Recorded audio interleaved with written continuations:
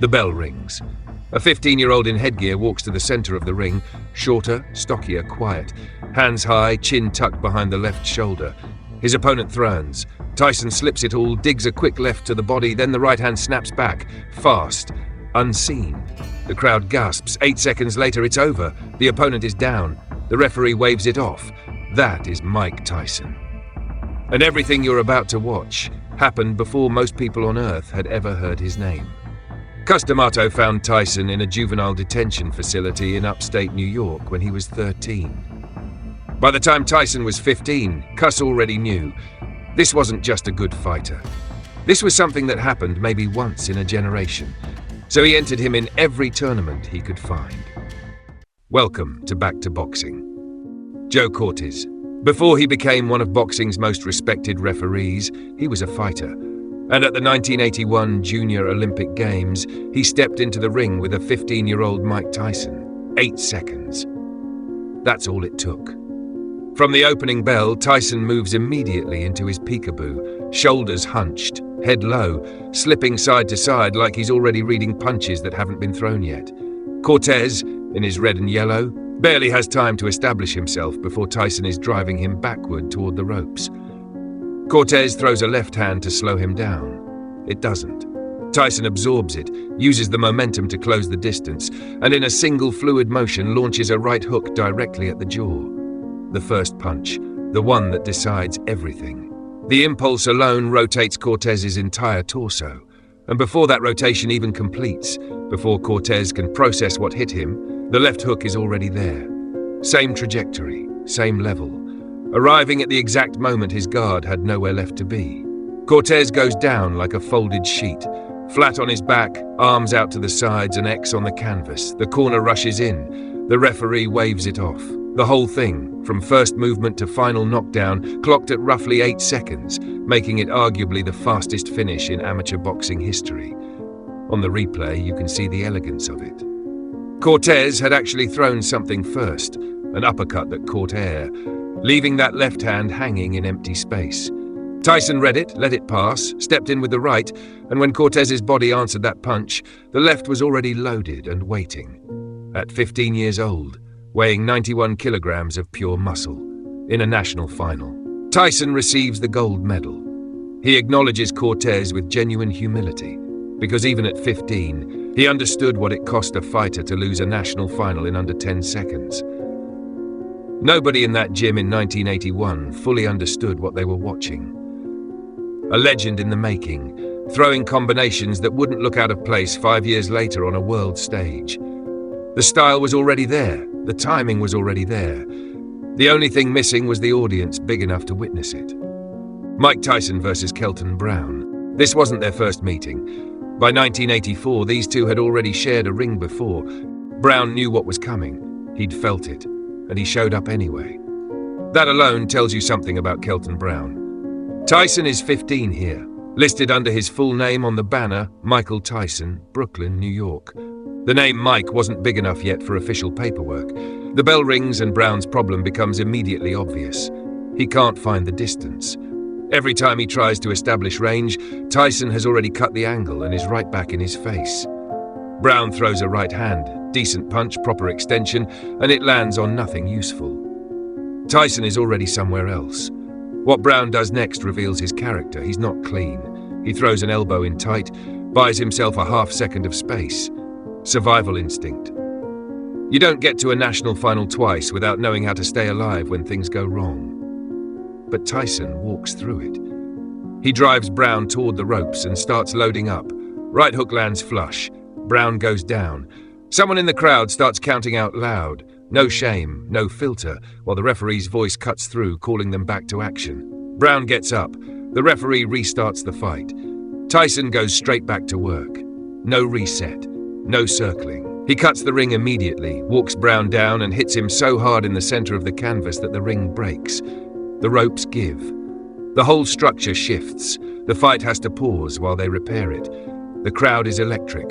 The commentator is speechless. When it resumes, Brown is still standing, and that genuinely deserves respect. The punches Tyson was landing in the center of that ring were heavy, professional weight shots. Brown closes up, covers, absorbs. He's tough in a way that doesn't show on any record. But the referee has seen enough. Another count, another warning. Then, no count at all. Just a wave off. Too much punishment. This is done. Kevin Rooney climbs through the ropes to meet his fighter. No explosion of celebration. Just a nod, a hand on the shoulder. The quiet acknowledgement of a man who already knew how this was going to end before the first bell. At 15 years old, Tyson wasn't just winning national amateur finals. He was dismantling the best young heavyweight in the country. A fighter good enough to reach the same final twice, and making it look like a different sport entirely. Junior Olympics run. By 1982, when Mike Tyson entered the Junior Olympics, he wasn't unknown anymore, but he wasn't famous either. He was something in between. A name fighters had heard, but hadn't fully understood until they stepped into the ring with him. This wasn't just one fight, it was a run. Multiple opponents, different styles, and the same problem every time. Most came in with the right idea. Stay outside, use the jab, keep moving. But Tyson didn't follow opponents, he cut them off. One step to the side, one step forward, and suddenly the space was gone. That's when the pressure started. Not wild or reckless, controlled. The first shots almost always went to the body. Short hooks, compact punches, heavy enough to slow anyone down. You could see it happening in real time, the movement tightening, the guard dropping just a little, and Tyson already waiting for that moment. The second the opening appeared, he went upstairs, fast combinations landing before the opponent could reset. Some tried to clinch, to slow things down, but Tyson was too strong, too compact. He'd break free and step right back in. No reset, no breathing room. And the rounds didn't last long. Referees edged closer, corners watched more carefully, because this wasn't just losing exchanges, it was getting overwhelmed. Fight after fight, the pattern stayed the same. Different opponents, same result. Short bouts, early stoppages, and Tyson walking back to his corner without emotion. No celebration, just focus. By the time the tournament moved forward, something shifted. The crowd got quieter. Not because nothing was happening, but because they were trying to understand what they were watching. And the fighters coming up next had seen it too. The earlier fights, the knockdowns, the pressure. Even if they didn't show it, they felt it. Because now, this wasn't just another opponent. It was a problem no one in that bracket had figured out. And by the end of that run, one thing was clear. Mike Tyson wasn't just winning, he was separating himself. Mike Tyson versus Henry Tillman. 1984, 2 fights. Same result. And between them, the entire direction of Tyson's career shifted. This was the 1984 Olympic trials. The stakes couldn't have been higher. 1 spot on the US heavyweight team, 2 fighters who both believed they deserved it. Fight 1, Fort Worth, Texas. June 10th, 1984. Tyson comes out the way he always does, low guard, head moving, trying to cut the ring and get inside. And in the first round, it works. He lands a series of right hands that buckle Tillman's legs and sends him down between the ropes. The crowd reacts. Everyone in that building assumes what usually happens next. Tyson smells blood, swarms, finishes. But Tillman gets up and does something most people wouldn't. He doesn't panic. He doesn't try to trade back. He just resets, gets back on his toes, starts moving left away from Tyson's power hand, and puts the jab back in his face. Not power shots, just the jab. Over and over, clean, scoring punches landing while Tyson is still trying to figure out the angles. The second and third rounds belong to Tillman completely. Every time Tyson cuts the ring down, Tillman moves, not straight back, laterally, making Tyson reroute, reset, start again.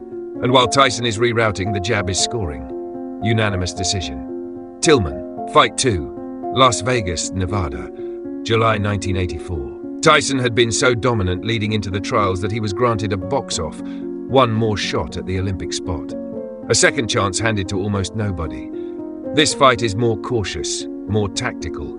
Tillman knows exactly what he's dealing with now, and Tyson knows exactly what he needs to solve. Both fighters are thinking more than swinging. Tillman stays disciplined. Same game plan. Jab, move laterally, smother anything that gets close. Tyson shows genuine improvement, slipping punches better, working harder to cut off the ring, but he can't find the finishing blow. In the third round, he lands a significant right hand that visibly affects Tillman. This is the moment. The whole fight is right there. Tillman clinches immediately, moves away, survives, and that's the fight in one exchange. Tyson had the moment and Tillman took it away. The judges score it 4-1 for Tillman, split but clear enough. No Olympics for Tyson. The kid who had knocked out or stopped nearly everyone in front of him. Gone home twice by the same fighter, the same style, the same disciplined refusal to engage on Tyson's terms. Tillman went to Los Angeles that summer and won gold. 6 years later they met again, professionally this time. Tyson knocked him out in the first round. But that's a different story. In 1984, Henry Tillman was the better man, and he proved it twice. Final amateur record. By the time his amateur career came to an end, Mike Tyson had built a record of around 24 wins and 3 losses.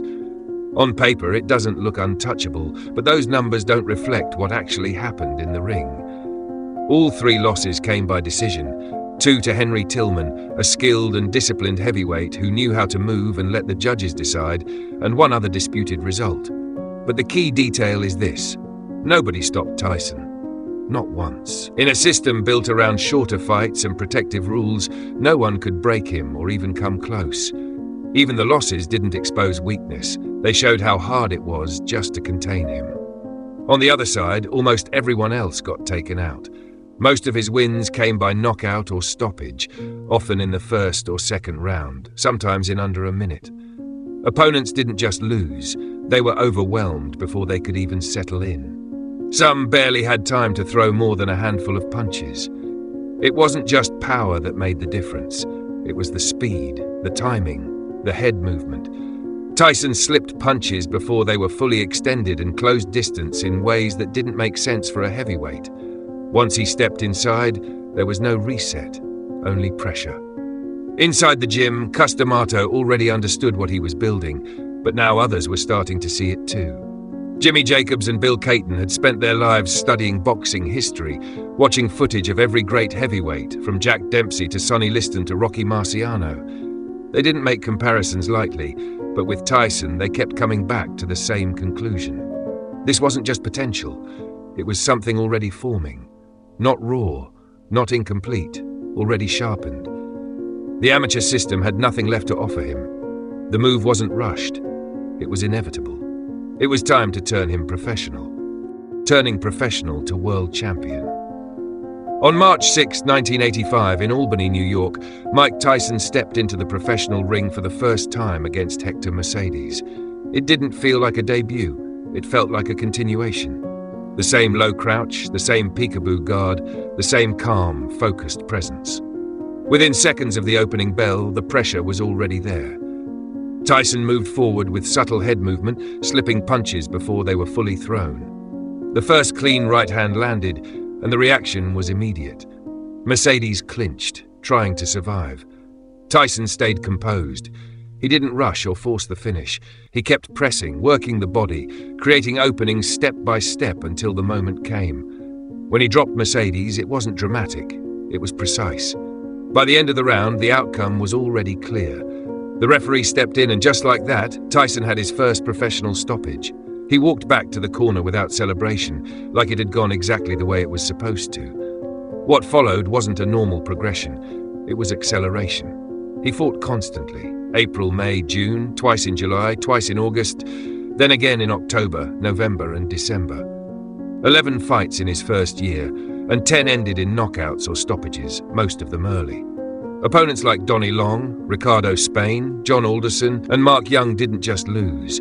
They were overwhelmed before they could use their experience. The difference was too much.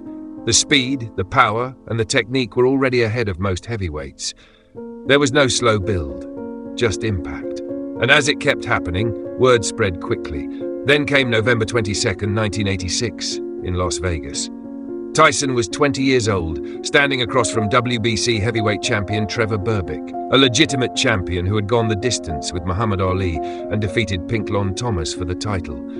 This was supposed to be the test. In the second round, it ended.